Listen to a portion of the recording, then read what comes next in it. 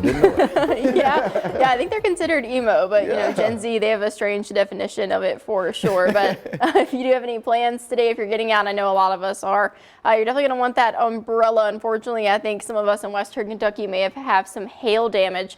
We've had a lot of reports out of that area, not so much for the rest of us, but we're still tracking that line of storms right now. No active warnings for us, which is that good news. It's continuing to push off just east of Evansville. Closer look though in parts of southern Illinois. Again, it's really pushing off to the east. We're getting a bit of a break, at least before that wraparound rain makes its way through. The bulk of what we're still seeing over parts of Western Kentucky, that includes Madisonville down through Princeton, Benton and Murray as well. A lot of lightning showing up on this, along with some heavy rain. So it was a pretty loud night for a lot of us. That rain extended down almost through parts of the Boot Hill, but now it's starting to push off towards Union City and Martin. SEMO also getting a bit of a break along with southern Illinois. Again, a short break. We're still going to see that wraparound rain in the mid-morning.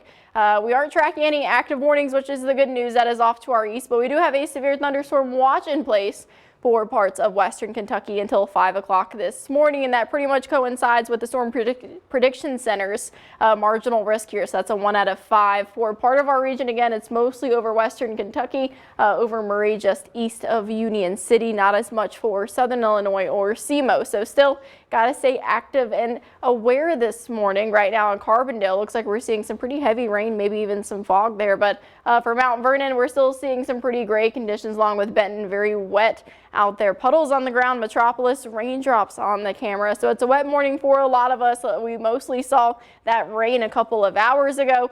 Temperatures, though, still very warm. You can tell exactly where that cold front is behind it. Very cold air. Sparta already dipping down into those upper 40s, but still in parts of Western Kentucky, very warm. 64 in Union City, 63 in Murray, somewhere in between for Marion, Cape Girardeau, Sikeston, all in those low to mid 50s.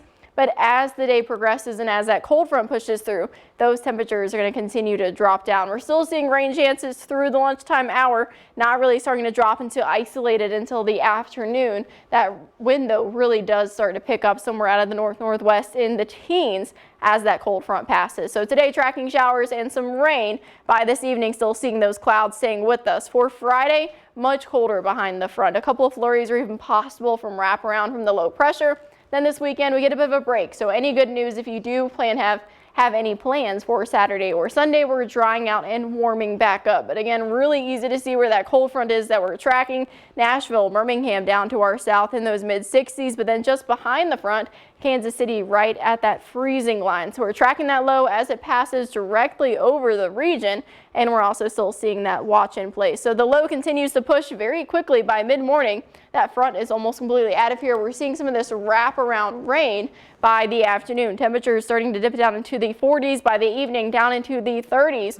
Waking up Friday morning in the upper 20s. We could see a couple of those flurry chances, especially over southern Illinois by mid-morning tomorrow. Very windy conditions, not only by this afternoon and evening, but for our Friday as well. Waking up Saturday morning even colder into those 20s. But then we're back on the warmer side after that. But tomorrow's looking pretty chilly, waking up in those upper 20s by the afternoon in the mid 30s. Very seasonable for this time of year, but a bit of a shock to the system after how warm it's been. Great to have the Storm Track 3 up, especially after this morning. We saw those active warnings for many of us across the region. Here's a look at that 7 and 10 day. So it's going to be chilly after that front moves through today. We're seeing those cold temperatures stay with us, but then we're quickly on the rebound to start the next week. Temperatures climbing back up near 60 degrees. Then we see the next chance of rain on Monday.